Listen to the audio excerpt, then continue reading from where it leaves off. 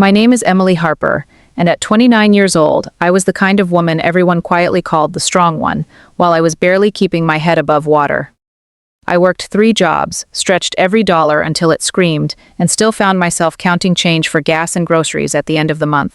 Then, on what should have been a beautiful evening celebrating my grandfather's 80th birthday, he looked across that long oak table, smiled with that gentle pride he always carried, and asked me the question that cracked my entire world wide open.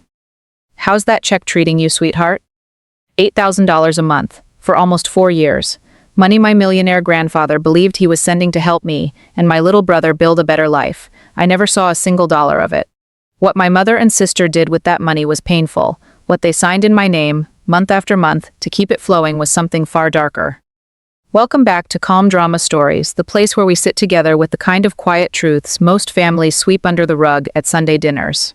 No shouting matches, no over-the-top fireworks, just the slow, powerful click of truth finally locking into place. Stories about ordinary women who stop apologizing for existing and start protecting their peace, one hard-earned realization at a time. If you've ever felt invisible in your own family, carried everyone else's burdens while your own tank ran empty, or wondered who's really been handling things behind your back, stay with me. This one might feel a little too familiar. Type the word "seen" in the comments if you're already nodding along. And if a calm, honest voice telling stories of quiet strength speaks to you, hit that subscribe button and join us. That night at Grandpa's house, the dining room glowed with soft candlelight and the scent of fresh roses I had arranged myself earlier that afternoon. The table was full: aunts, cousins, old friends from Grandpa's concrete business days, and of course my mother and older sister Lauren, playing their usual roles perfectly. I sat near the end of the table in my simple navy dress, the one I save for moments that matter. My hands rested calmly in my lap, hiding the slim folder I had carried in like it was nothing more than a notebook, but inside me, everything was shifting. Grandpa Walter stood at the head of the table, 80 years young, still carrying himself like the man who built a successful construction company from the ground up with his own 2 hands. He raised his glass for a toast, then turned those kind, knowing eyes toward me. The same eyes that used to light up when he taught me how to hammer a nail straight when I was a little girl. Before anyone could cut the cake, he smiled warmly and asked again the same question he had asked me at dinners for years, the one my mother had spent nearly 4 years gently steering him away from. "Emily, sweetheart, how's that monthly check been treating you?" For half a second, the table chuckled softly, charmed by an old man's affection for his granddaughter, but I felt the air change. My mother's smile tightened at the edges. Lauren's eyes darted quickly between us. I set my wine glass down slowly, my voice steady in that way I had learned from years of sitting with families in crisis as a social worker. "Funny you should ask, Grandpa." That was the moment I stopped being the family's quiet, reliable one. That was the moment everything changed. Because behind those $8,000 monthly checks was a story of betrayal that ran deeper than money. It was about stolen voice, forged trust, and 4 years of watching me struggle while the people closest to me cashed in on my name. If you've ever been the one who shows up for everyone else but no one shows up for you, this story is going to hit you right in the chest. Stick with me through this. It gets heavier before it gets lighter, but I promise, the light at the end is worth every quiet tear and every hard choice along the way. I never set out to expose anyone, I just wanted the truth. And sometimes the truth has to be laid out on the table under candlelight so everyone can finally see it clearly. I want to take you back a little, not to feel sorry for me, but so you can understand just how deep the water had become before that birthday dinner. At 29, my life looked stable on the outside. I was a licensed social worker at the County Family Services Office, helping mothers escape dangerous homes, connecting families with housing assistance, and sitting through endless court hearings. That was my day job. In the evenings, I picked up shifts at a local crisis hotline, and on weekends, I tutored high school kids who were aging out of foster care, 3 jobs total. And still, I was the one making sure my 12-year-old brother, Caleb, had clean clothes, hot meals, and someone to help him with his math homework at night. Our little apartment wasn't much, but it was ours. I made sure the light stayed on and the fridge never stayed empty for long. Every morning started the same way. I'd wake up before sunrise, make coffee that was more water than beans to stretch the bag another week, and sit at our small kitchen table reviewing case notes while Caleb ate cereal. Some mornings I'd catch him watching me with those big worried eyes. "Em, are we gonna be okay?" he'd ask quietly. I'd smile, ruffle his hair, and say, "We're always okay, buddy, I've got us." I had become an expert at saying that. People at work called me the Rock, Clients trusted me because I never lost my calm, even when a case broke my heart. But the truth was, I was drowning so quietly that no one around me could hear it. I rationed gas like it was gold. I knew exactly which grocery store had the cheapest milk on Tuesdays. I wore the same 3 pairs of work pants on rotation, washing them by hand when the laundromat felt too expensive. This wasn't new. After Dad died 7 years ago, everything changed. He was the one who held our family together with quiet strength and bad dad jokes. When cancer took him, Mom stepped up fast. She became the organizer, the decision maker, the one who handled everything. Lauren, my older sister, was already building what she called her future empire, a small event planning business that always seemed one big client away from success. I was 22, freshly graduated, and completely shattered. So when Mom said she'd take care of the paperwork, the insurance, the accounts, I let her. I signed where she told me to sign, because trusting her felt like the last piece of Dad I could hold on to. That single choice opened the door to everything that came later. Let me share just one small memory so you can feel the weight I carried. Right after the funeral, I found Dad's old toolbox in the garage. He used to let me help him fix things around the house on weekends. I sat on the cold concrete floor holding his favorite hammer, tears falling onto the metal. Mom found me there and gently took the hammer from my hands. "Let me handle this, Emily. You've always been the strong one. Go be strong for your sister and brother." I nodded and put the toolbox away. I didn't touch it again for years. That phrase, the strong one, became my identity. It meant I didn't complain. It meant I didn't ask for help. It meant I smiled through exhaustion so everyone else could keep moving forward. By the time Grandpa started sending those monthly checks, I had perfected the art of pretending I was fine. I'd drive home from long shifts with the radio off, doing mental math in my head. Rent due in 12 days, Caleb needs new shoes, the car needs an oil change. I'd eat cold leftovers in the car and tell myself that feeling sorry for myself wasted energy I couldn't afford. I never asked Grandpa for money. I never asked anyone. That was part of the quiet pride I carried, the same pride that made me refuse to let Caleb see how scared I sometimes felt. So when Grandpa asked about that check at family dinners, I always gave the same safe answer. "I'm getting by, Grandpa. Don't worry about me." I thought he was just being sweet, checking in the way older folks do. I had no idea he believed he was already helping me. I had no idea someone had been intercepting that help and rewriting my story in his eyes. That night at his birthday dinner, sitting there with the folder in my lap, I realized how long I had been carrying this weight alone. The strong one was finally ready to stop carrying everyone else's secrets. If you've ever been the person who keeps the family afloat while quietly sinking, I see you. You're not alone in this. Type the word strong one in the comments if that role feels too familiar.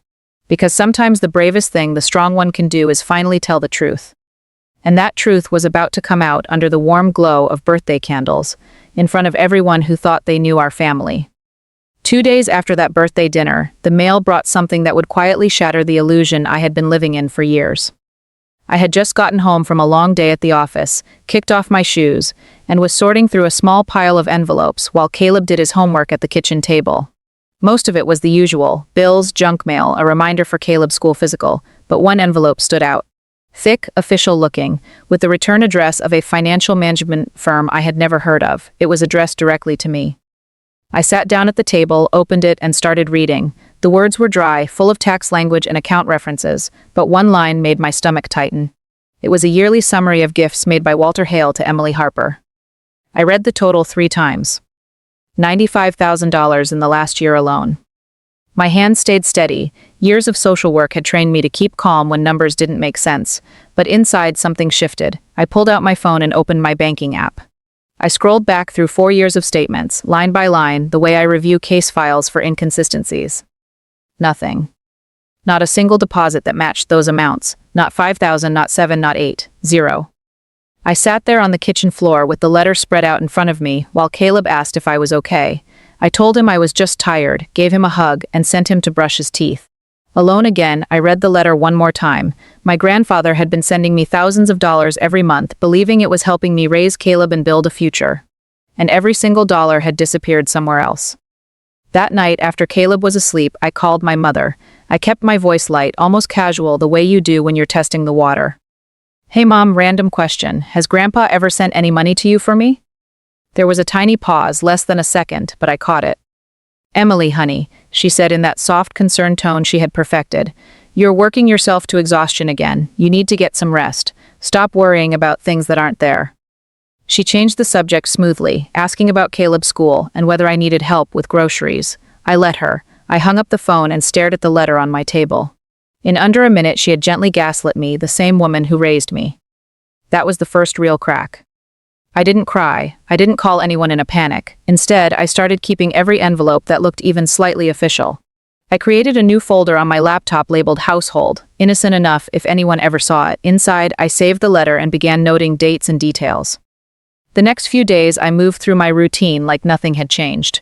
I took clients to housing appointments, answered crisis calls at night, helped Caleb with his science project. But in the quiet moments, driving between visits, waiting for the coffee to brew at 5 a.m., my mind kept turning over the same questions. Why would Grandpa think I was getting the money? Who was cashing those checks? And how had I missed this for so long? I started paying closer attention at the next family gathering. Small things I had brushed off before now stood out. The way Mom would gently steer Grandpa away whenever he tried to talk to me privately. The new handbag Lauren carried that cost more than my car insurance for a year. The way my mother always offered to handle any paperwork involving Grandpa. It felt like I had been living inside a story where I thought I was the main character, but someone else had been writing my lines. If you've ever had that quiet gut feeling that something in your family isn't right, but you can't quite put your finger on it, you know how heavy that uncertainty sits in your chest. I kept telling myself I was being paranoid, that maybe there was a simple explanation, but deep down I already knew. The strong one was finally starting to look up and see the walls that had been built around her. I didn't confront anyone yet. I just kept gathering pieces quietly, carefully, the same way I document evidence for court cases, because once you see the first crack, you can't unsee it. And this crack was about to spread through everything I thought I knew about my family. The following week, my mother asked me to come over and help her sort through some old boxes in the spare room. She said it was just spring cleaning, but I knew this was my chance. I said yes immediately, not because I love organizing clutter, but because I needed to be inside that house with my eyes wide open. While she was in the kitchen making coffee, I sat at her desk where her laptop was left open, the screen still glowing. My heart beat steady in my chest, the same calm I use when I'm walking a scared client through a protection order. I scrolled quickly through her checking account, and there it was. Regular deposits hitting the first of every month, $5,000 at first, then climbing steadily to $8,000. And right after each deposit, an outgoing transfer for the exact same amount to an account I recognized instantly, Lauren's joint account with her husband Marcus. The pattern stretched back almost 4 years. I didn't panic. I took clear, steady photos with my phone, making sure the dates and amounts were visible. My hands didn't shake. Then I closed the laptop, walked to the spare room, and started folding old curtains like nothing had happened. When Lauren's voice suddenly cut through the hallway asking what I was doing on Mom's computer, I smiled calmly and said, just helping with the boxes. That calm saved me. I had learned long ago in this family that yelling gets you nowhere. It only gives them time to rewrite the story. That evening, back in my apartment after putting Caleb to bed, I sat at my kitchen table and started building what I would later call my quiet truth file. I printed the bank letter, added the photos from Mom's laptop, my own bank statements showing 0 deposits, and every small observation I had made over the past weeks, dates, amounts, patterns. I laid it out clean and factual, the same way I prepare court reports for my clients, no emotion on the page, just evidence. I let myself feel the weight of it for a moment. My own mother and sister had been redirecting thousands of dollars meant for me and Caleb, while I counted quarters for gas and worked until I couldn't feel my feet. Just one short memory surfaced as I worked. Right after Dad died, I found his old toolbox in the garage. I sat on the cold floor holding his favorite hammer, crying quietly. Mom found me, took the hammer gently and said, "Let me handle things now, Emily. You be strong for everyone else." I put the toolbox away and never touched it again. That moment taught me exactly how invisible the strong one can become. Back in the present, I closed the folder and stared at it for a long time. Suspicion wasn't enough. A photo of Mom's screen proved almost nothing in court. I needed real proof, the kind that couldn't be explained away at a family dinner.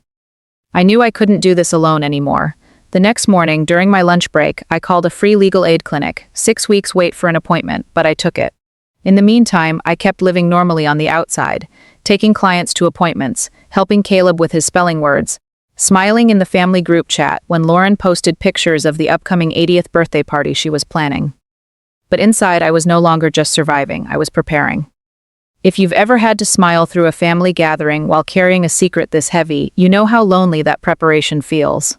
You become 2 people at once, the daughter they expect, and the woman quietly gathering the truth. I wasn't angry yet, I was focused. The strong one was finally turning that strength inward to protect herself and her little brother.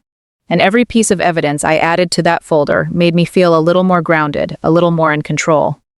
The stage was being set for Grandpa's big birthday dinner. Lauren was already bragging in the group chat about the caterer and the flowers.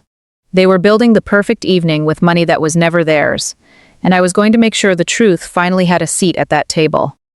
The appointment with the legal aid attorney finally came after what felt like the longest 6 weeks of my life. Her name was Carla Whitfield. She had a small, cluttered office filled with binders, and the kind of patient eyes that told me she had heard versions of this story more times than she could count. I sat across from her with my quiet truth folder on my lap and told her everything: the letters, the bank statements, the photos from Mom's laptop, the way Grandpa kept asking about the check. Carla listened without interrupting, taking careful notes. When I finished, she leaned back and spoke in that calm, measured way professionals do when they don't want to scare you. "Emily, what your grandfather did was generous. He wrote legitimate checks to you, but someone else endorsed them with your name and deposited them into a different account. That's called forged endorsement. The front of the check looks completely legal, so the banks process them without question. The crime lives on the back." She explained it clearly, like she was walking me through a case file I might have prepared myself. Only Grandpa, as the person who wrote the checks, or law enforcement, could force the bank to release the actual endorsement images. Without those, we had strong suspicion but not courtroom proof. I leaned forward. "So I need him to believe me before I have the proof that would make him believe me?" Carla nodded slowly. "That's the trap they built, intentionally or not. His trust in your mother is the lock on the door." Then she added the part that changed the temperature in the room. "You also need to understand what this really is. If someone signed your name on those checks, especially repeatedly over years, this isn't just a family misunderstanding. In this state, it can rise to forgery and theft by deception, criminal charges." I sat there letting her words settle. Criminal, my own mother and sister. Carla connected me with a forensic accountant named Russ who worked on a payment plan I could barely afford but knew I had to make. On our first call, Russ spoke about money the same way I talk about trauma, like a system that doesn't lie if you know how to read it. He ran what he called a lifestyle analysis. Lauren's events planning business had been bleeding money for years. Vendors unpaid, tax liens that mysteriously disappeared. Mom's house, the one Dad built, had been close to foreclosure more than once, then suddenly wasn't. The timing matched the deposits perfectly. "I can show the money landed in their lives," Russ told me. "I can show the amounts and the dates. What I can't do yet is put the exact hand on the back of those checks. For that, we need your grandfather." That same wall again. I left those meetings with a clearer picture than ever. This wasn't a one-time mistake born of desperation. It was a pattern, a system. My mother had positioned herself as the family manager after Dad died, and Lauren had leaned into that role with her endless need for just a little more help to get the business off the ground. They had used my reputation as the strong one, who never asked for anything against me. While I worked 3 jobs and protected Caleb, they had quietly built a more comfortable life on money, meant to keep us from drowning. That night, after Caleb fell asleep, I sat on the edge of his bed for a long time, watching him breathe. I thought about all the nights I told him, "We're okay," while I lay awake counting bills. I thought about Grandpa's kind eyes and how he believed I was doing well because someone had been writing to him as me. If you've ever discovered that the people who were supposed to protect you were the ones quietly taking from you, you know the particular kind of loneliness that settles in your bones. It's not loud rage, it's a deep, quiet grief mixed with something sharper, resolve. I gave my mother one last chance to be honest. I stopped by her house on a weeknight when I knew Lauren wouldn't be there. We sat at the kitchen table, the same one where Dad used to drink his coffee. "Mom," I said gently, "is there anything you want to tell me about Grandpa's money?" She looked at me for a long moment, then sighed the way someone does when they've practiced their answer. "We didn't steal from family, Emily. We borrowed. Lauren needed it for the business. The house payments were behind. You've always been so strong. I knew you'd understand."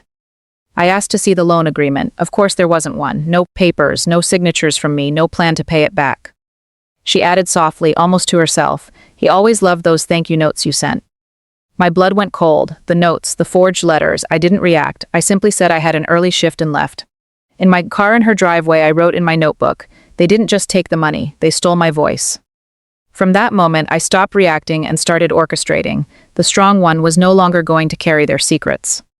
The discovery of those forged letters hit me harder than the money itself. A few days after my conversation with Mom, Carla called me during my lunch break. Her voice was careful. "Emily, the full correspondence file came back. You should sit down." I pulled my car into a quiet parking lot near the community center and opened the documents she sent. There they were. Dozens of letters and notes written over 4 years, all in a handwriting that looked convincingly like mine. Thank you notes after birthdays. Updates about my life that never happened. Requests to increase the monthly amount from $5,000 to $8,000 because, according to the letters, I wanted to pursue advanced certification and needed help with Caleb's education. One letter even mentioned fake medical expenses for my little brother to tug at Grandpa's heart. I had written none of them. I sat there in my car with the engine running, staring at the screen until the words blurred. They hadn't just redirected the checks. They had stolen my voice, my relationship with the one man who still saw me as someone worth protecting. Every month, Grandpa received these warm, grateful messages from me, keeping his mind at ease while I counted pennies for groceries. That was the moment the betrayal stopped being about money and became something much more personal. They had used Grandpa's love for me as a tool.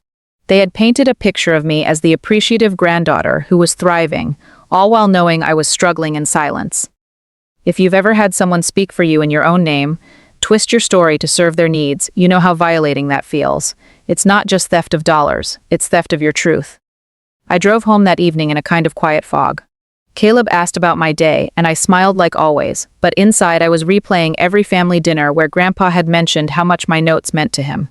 Mom would always smile and say, "Emily's handwriting is still the prettiest in the family." Now I understood why. That night, after Caleb was asleep, I added the letters to my quiet truth file. The folder was growing heavier, but so was my resolve. I wasn't going to explode or accuse them in anger. I was going to wait for the perfect moment, Grandpa's big 80th birthday celebration that Lauren was already planning with such enthusiasm.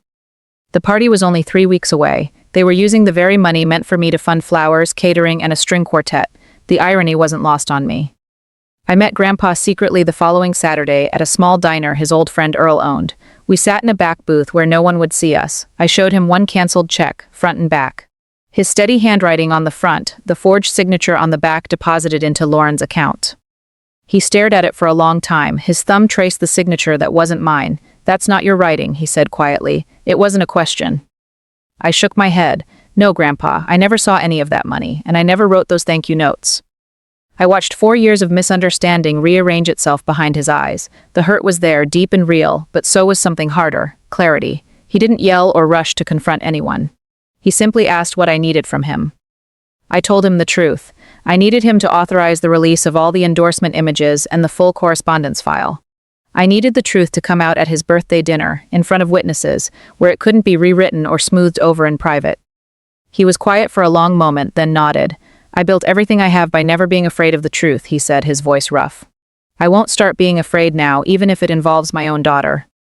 We shook hands across the table like it was a business deal, an 80-year-old man and his granddaughter making a pact for honesty.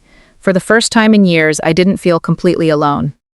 Back home, I kept playing my part. I replied to Lauren's messages about party decorations with enthusiasm. I helped Mom pick out a new tablecloth. I stayed calm on the outside while the evidence continued to build. The forged letters were the real crime. The money was painful, but the letters showed intent.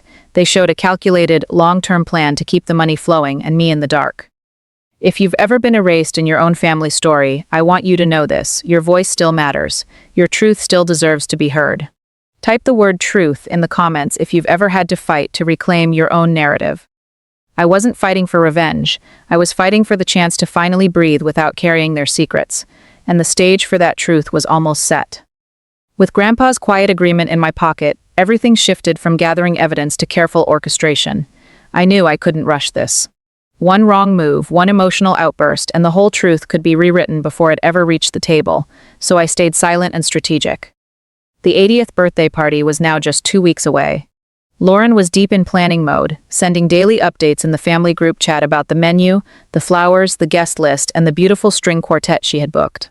Every photo she posted made my stomach tighten because I now understood exactly whose money was paying for that perfect evening. I volunteered to handle the centerpieces and flowers. It gave me a reason to be at the house early and a perfect cover for staying calm. In the group chat, I sent thumbs-up emojis and cheerful replies. "Can't wait," I wrote, while sitting at my kitchen table reviewing the growing folder late at night. I met with Carla and Russ one more time to finalize the plan. We decided on 3 checks only, the cleanest examples with unmistakable forgeries, not the entire mountain of evidence. A wall of paper looks like bitterness. 3 clear checks look like undeniable truth. The rest, including the forged letters, would stay in reserve unless needed. Grandpa and I spoke on a burner phone he borrowed from his friend Earl. We kept the conversations short and careful. He told me he had quietly invited his longtime attorney, Mr. Holloway, as a family friend to the dinner. No one would suspect anything until he needed to speak. Those 2 weeks tested every bit of patience I had built as a social worker.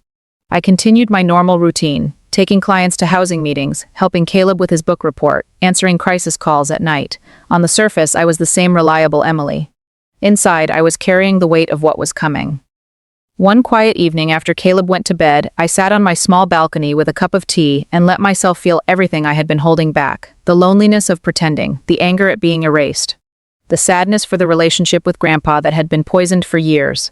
I didn't cry loudly, I just let the tears fall silently while the city hummed below. Then I wiped my face, opened my notebook, and wrote down the exact order I would speak at the dinner. Short sentences, calm tone, let the papers do most of the talking. If you've ever had to prepare for a conversation that could change your entire family dynamic while smiling like nothing is wrong, you understand the strange strength it builds in you. It's not the loud kind of courage, it's the deep, steady kind that comes from knowing you're finally choosing yourself. I gave myself one rule: no matter what they said or how they cried, I would not raise my voice. I had watched too many families in my work destroy their chances by letting emotion take the wheel. This time, the strong one would stay in control. The day before the party, I laid out my navy dress, ironed it carefully, and placed the slim folder inside a simple tote bag. I looked at the photocopy of one forged check I kept on my refrigerator, front and back, and reminded myself why I was doing this, not for revenge, for peace, for Caleb. For the version of me that deserved to stop drowning. Grandpa sent me one last message that night. "I'm with you, sweetheart. The truth matters more than comfort." Those words settled something deep inside me. I slept better than I had in months. Not because I wasn't nervous, but because I finally knew I wasn't carrying the weight alone anymore. The stage was set, the evidence was ready. And tomorrow night, under the same roof where they had celebrated with my stolen money, the lights were finally going to come on. Type the word "ready" in the comments if you've ever had to prepare in silence for a moment that would change everything. Because sometimes the most powerful moves are the ones no one sees coming until it's too late to stop them.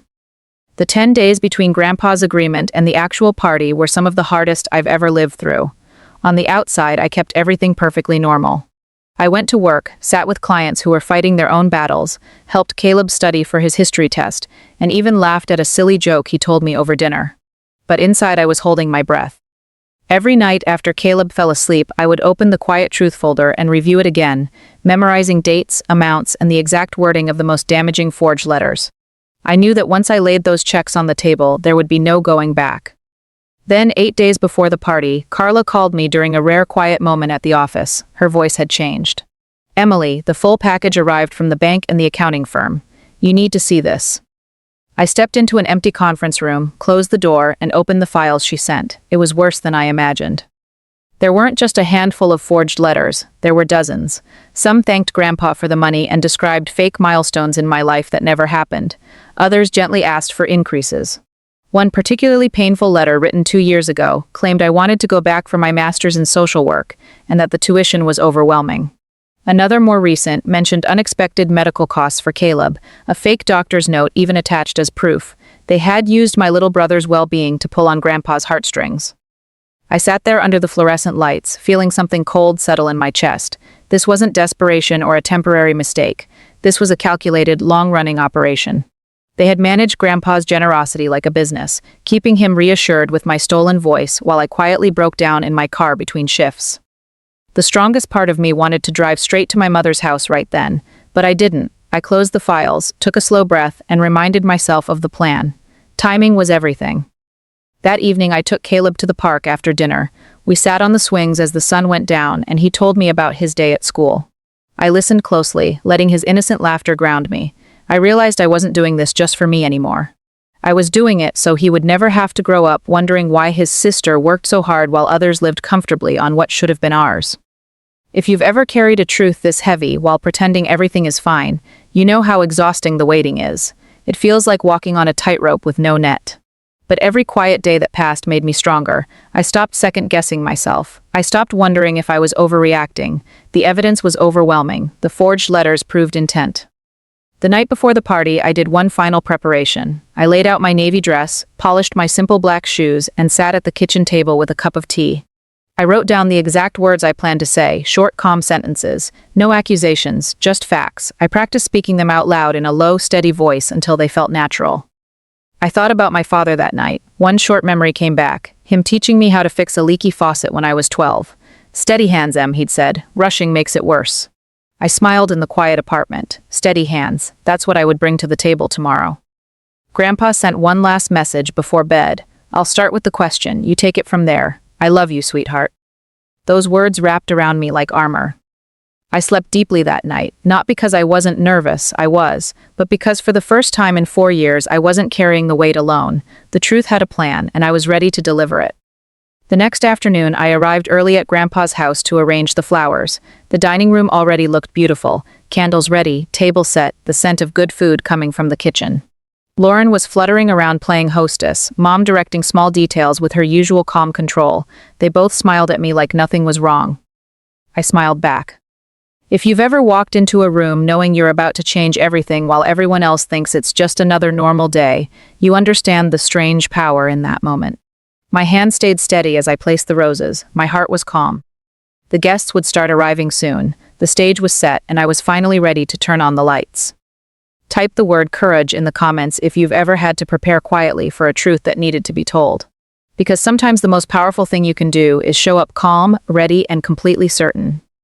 The afternoon of Grandpa's 80th birthday party, I arrived early with boxes of fresh flowers in the trunk of my car. The house smelled like roast beef, warm bread, and the faint sweetness of candles already lit in the dining room.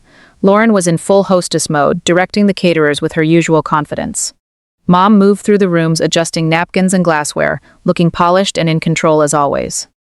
I smiled, rolled up my sleeves, and started arranging the white and blush roses I had chosen. My hands moved steadily, placing each stem with care.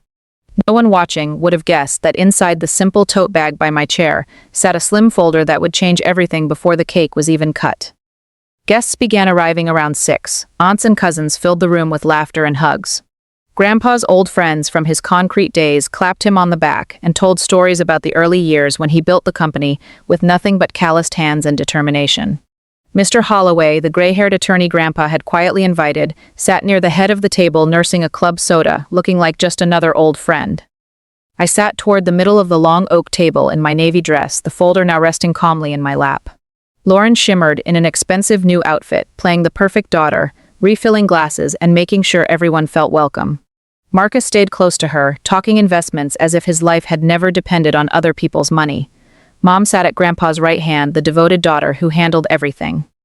The room glowed with candlelight. The string quartet Lauren had hired played soft classical music in the corner. On the surface, it was a beautiful celebration, exactly the kind of evening they had built with money that was never theirs to spend. I made small talk. I complimented the food. I laughed at the right moments. But every time Grandpa caught my eye from the head of the table, he gave the smallest, almost imperceptible nod. We were two people holding a shared secret in a room full of people who thought they knew our family story. If you've ever sat at a table smiling while carrying a truth that could break the entire evening, you know how surreal that feeling is. Your heart beats steady, your voice stays calm, but inside you're watching everything like it's happening in slow motion. As the main course finished, Grandpa stood up slowly. The room quieted naturally. He looked around at all of us with that warm, proud smile he had carried through 80 years of life. Then his eyes settled on me, gentle as ever. "Before we cut the cake," he said warmly, "I want to say something to my granddaughter Emily." The table turned toward me. Glasses paused halfway to lips. Smiles waited for the sweet, predictable toast everyone expected from an old man who loved his family. Grandpa's voice stayed soft and kind. "Emily, sweetheart, how's that monthly check been treating you?" For half a second, the table chuckled affectionately, but I felt the shift immediately. Mom's smile froze. Lauren's eyes snapped to me, then to Mom, then back again. The air in the room grew thick, like the moment before a summer storm breaks. I set my water glass down with a soft click. My voice came out exactly as I had practiced, calm, clear, and steady. "Funny you should ask, Grandpa." That was the moment the performance ended. I reached down, opened the folder, and took out the 3 canceled checks. I laid them side by side in the center of the table, where the candlelight caught them perfectly. Grandpa's strong, unmistakable handwriting on every front. "These are just 3 examples," I said quietly. "Pay to the order of Emily Harper $8,000, month after month, for almost 4 years." The room had gone completely still, forks rested on plates, no one moved. I looked around the table slowly, meeting eyes without anger, just clarity. I never saw a single dollar of this money. While I was working 3 jobs and making sure Caleb had what he needed, these checks were being redirected. I paused, letting the words settle. Then I said the line I had waited years to speak. "Turn them over." I didn't raise my voice. I didn't need to. The 3 checks lying face up in the candlelight were already speaking louder than any shout could. Grandpa reached forward first. His hand was steady, the same hand that had built houses and a company from nothing. He picked up the top check, turned it over slowly, and held it up so the whole table could see. There it was. My name, Emily Harper, signed in a smooth, confident loop that was definitely not mine, deposited by mobile capture into Lauren and Marcus's joint account. The account number stared back at everyone under the warm glow. The silence in the room became something alive. An aunt drew in a sharp breath. A cousin's fork hovered midair. The string quartet had stopped playing without anyone noticing. "That's not my signature," I said quietly, my voice carrying clearly across the table. "I never wrote those notes. I never received any of this money, for almost 4 years. While I was working 3 jobs and telling Caleb we were going to be okay, these checks were being forged and redirected." Mom's chair scraped back an inch. Her face had gone pale, but she recovered quickly, slipping into that warm, managing tone I had heard my entire life. "Emily, honey, this is not the time or place. You're confused. We can talk about this later as a family." Lauren stood up so fast her chair nearly toppled. Her glossy hostess composure cracked right there in front of Grandpa's oldest friends. "You're jealous," she started, her voice rising. "You've always been the martyr in your scrubs and second-hand clothes. The money was just sitting there. We used it to keep the house, to keep the business going. You never even wanted nice things." Her words spilled out fast and defensive. Marcus took a small step back from the table, suddenly very interested in the floor. I stayed seated. My hands rested calmly on the folder. I had waited 4 years for this moment, and I refused to meet their chaos with chaos. "Mom," I said softly, looking directly at her, "you told me once that we don't steal from family. We only borrow. Show me the loan papers. Show me where I signed anything agreeing to this." Of course she had none. The table watched as the silence stretched. No agreements, no repayment plan, nothing. I continued, my voice steady, like I was presenting a case file in court. 3 jobs. Counting change for gas. Telling my little brother we were fine while you used this money to pay for caterers, new handbags, and keeping up appearances. And the letters, the dozens of forged letters written in my name, thanking Grandpa, asking him for more, even mentioning fake medical bills for Caleb. Grandpa's face had gone hard in that quiet, powerful way only people who have lived real life can manage. He set the check down and stood to his full height. "I thought my Emily was pulling away from me," he said, his voice rough but strong. "I thought she was too busy to call, too distant to write. I grieved that. Turns out I was being lied to by the people I trusted most." He turned slowly toward my mother. "You wrote those letters, Lorraine? You spoke to me as my own granddaughter?" Mom reached for his sleeve, tears already forming, the practiced ones I had seen many times before. "Daddy, I was going to pay it back. The house, your son-in-law's legacy, I couldn't lose it. You have so much. Emily has always been strong. She didn't need it like we did."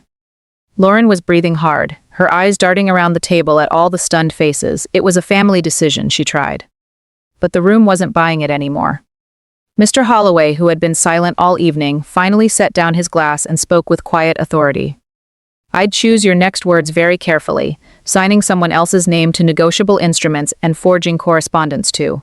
Obtain more money can constitute forgery and theft by deception under the law. This is the kind of thing prosecutors take seriously." The word forgery moved through the room like a cold wind.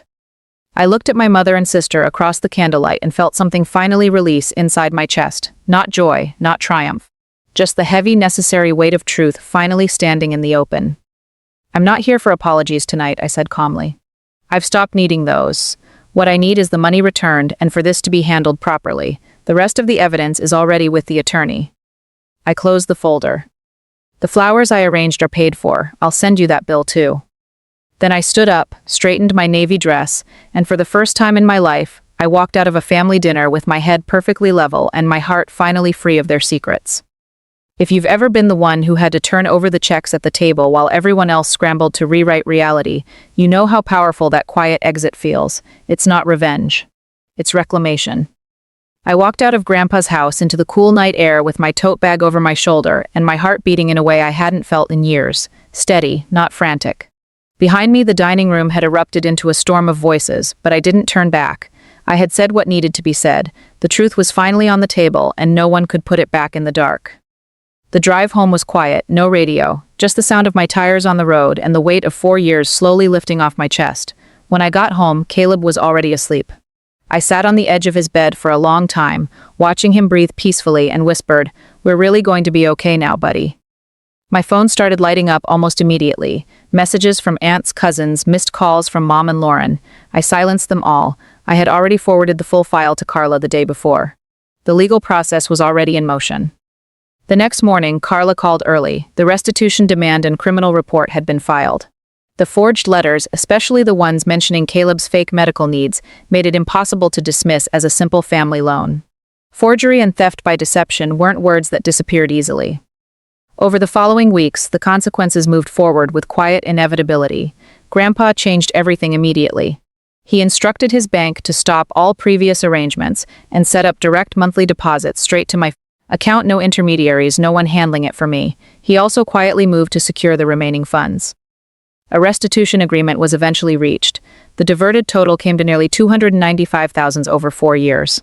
It was secured against my mother's house, the one Dad built, and what was left of Lauren's struggling business. They wouldn't lose everything, but they would feel the weight of what they had done. The criminal investigation moved forward. Marcus, was quick to cooperate once his own name appeared on the deposit records. The forged letters were the strongest evidence. They showed clear intent and a long-term pattern, not a one-time mistake. I didn't attend any more family meetings. Everything now went through lawyers. Mom tried calling a few times, leaving messages about how she was lost and didn't know how to fix this.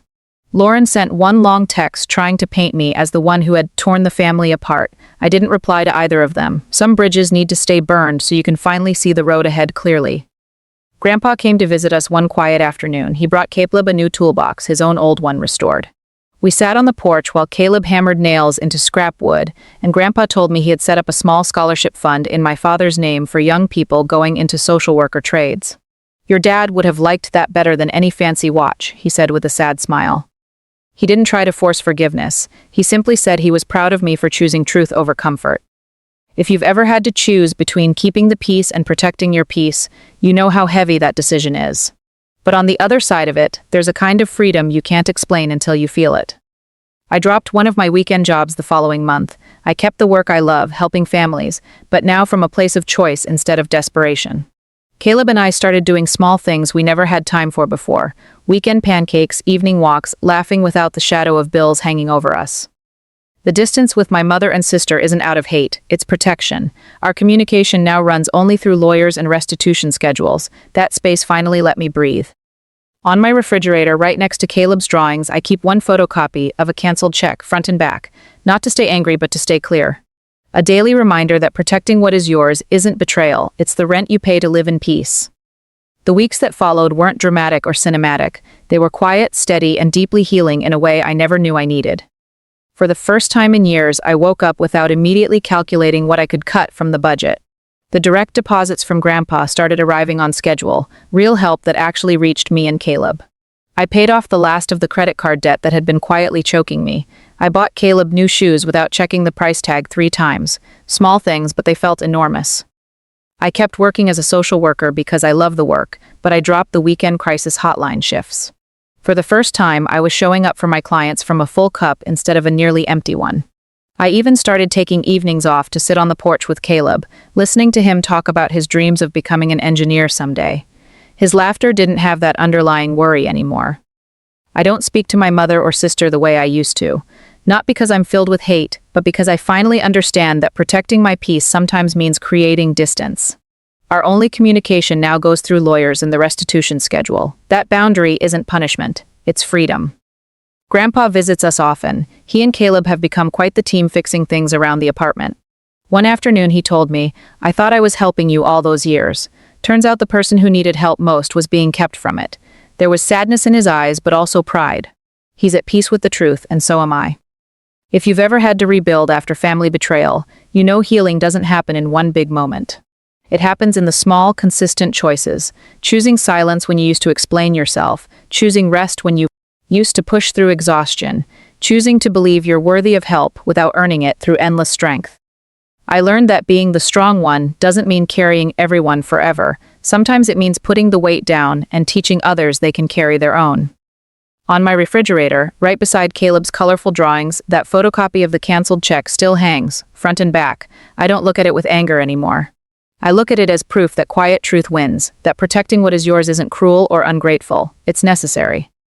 This whole experience taught me something I now share with my clients. You can love your family and still choose yourself. You can forgive without letting them back in. And sometimes the most powerful thing a woman can do is stop shrinking so others can stay comfortable. To anyone listening who has ever felt invisible in their own family, who has carried everyone while quietly drowning, or who is wondering if it's time to turn over their own checks, I see you. You're not alone. Your truth matters. Your peace matters. Type the word peace in the comments if you're choosing boundaries and healing too. Share this story with someone who needs to hear that quiet strength can change everything. Hit subscribe if you want more real, calm stories about women who stop apologizing and start living fully. Thank you for sitting with me through this. The strongest moves are often the quietest ones. And I finally feel like I'm living mine.